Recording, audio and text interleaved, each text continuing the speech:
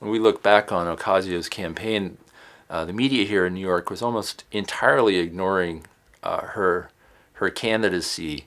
She had got only very sporadic coverage, and most of the coverage she had gotten had been from outlets outside of New York, like The Intercept or the Young Turks. But here in New York, her campaign was almost completely invisible, and so when we started to cover her campaign in the last couple of months before the primary, she was really operating in a media void, and so we ended up being in a situation where we had this, what turned out obviously to be a huge story on our hands, and we were able to run with it, and the rest is history, as they say. You went out with her on a Sunday afternoon in like mid-May, followed her around as she door knocked in Jackson Heights. I mean, what were some of your impressions and some of the highlights of being out on the ground with her as she campaigned?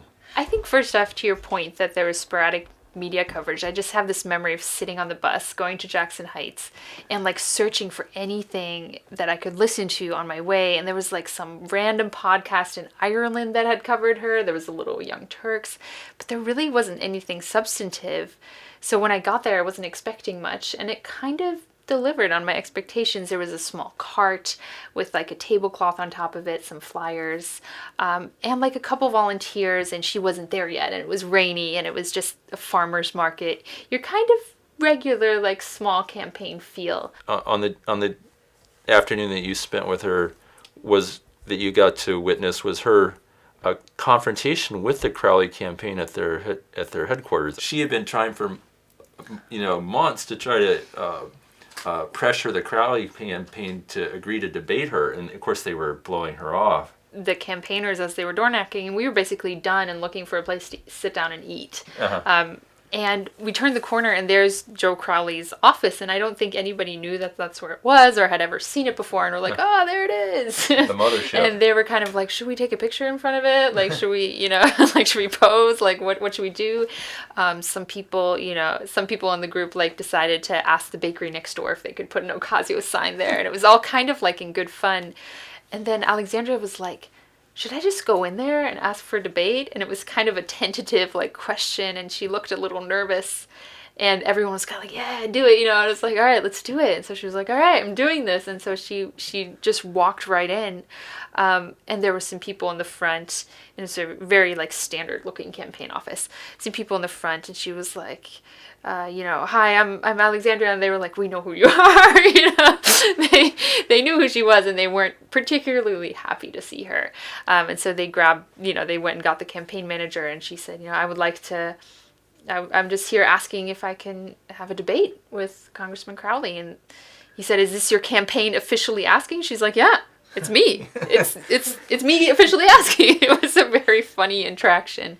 I think the thing I took away from that was that they just weren't really expecting to see her, and they weren't really expecting that challenge, and it was kind of hard for them to say no to her face to face, and it was a very interesting moment. And she walked out, and she kind of looked like exhilarated with what she had just done. So I had some of the same impressions of like, okay, this is a very youthful campaign, but there's like an underlying strategic approach going on here, and I had a chance to interview her for about 20 minutes, and the first thing I wanted to ask her about was this incident out at Crowley's office, because what I wanted to find out more was what she had been thinking at the time, and I asked her to lead me through that experience and how she was thinking it and experiencing it, and yeah, I think for her it was what came across to me was that there was kind of a breakthrough moment for her. I think she'd been campaigning for months, but Crowley was sort of this abstract thing, but to actually kind of crash through that, fourth wall, so to speak, and go right into his office and confront his campaign manager. And I think one thing she described to me was like, when she was there in the office, confronting these people, as she put it, I saw the fear in their eyes, and I didn't expect to see that. And it seems like he just didn't see that coming. He didn't realize like how strong that campaign actually was because of how it came across to him and to me also when I went there the first day. It just came across as very amateur, and I think that was maybe his downfall, is that he didn't see it. And he didn't care about the media coverage. When I called to speak to Crowley because I wanted his comment for this story, his press person was like, well, you can talk to me, but the congressman is not available. And they obviously just didn't, this wasn't something that was a priority, to talk to reporters about this. But like you were saying earlier, the numbers were really low. And so something like having her picture on the cover of a local paper like the Indy and distributing that all over her district, that can make a difference in how low these numbers are in the name recognition, somebody who doesn't have name recognition like Crowley. We were out handing out, we moved 45,000 papers, and we probably moved around 15,000 just out in Queens. And so yeah, it was an exciting moment. And yeah, if she had lost, it would have still been a very worthwhile story to have covered. And that's the thing. Sometimes, if you want to, have that big story, you sometimes have to, take the chance of falling on your face.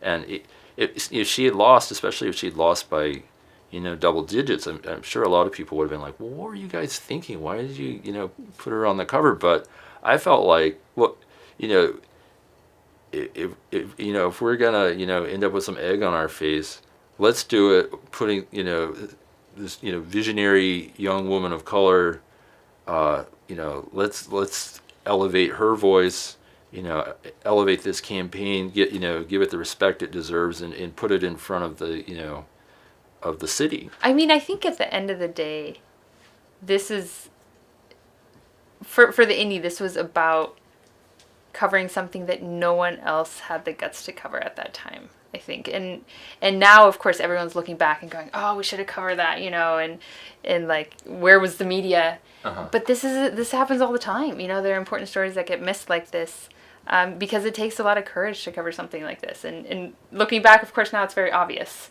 But at that time, it was a really important thing for us to do, and I'm really glad we did it. And it was something fun to cover, something exhilarating, but also I think something that's going to keep happening now that we're seeing this trend, not just here in New York, mm-hmm. but all over the country with this last election. We've seen this kind of wave.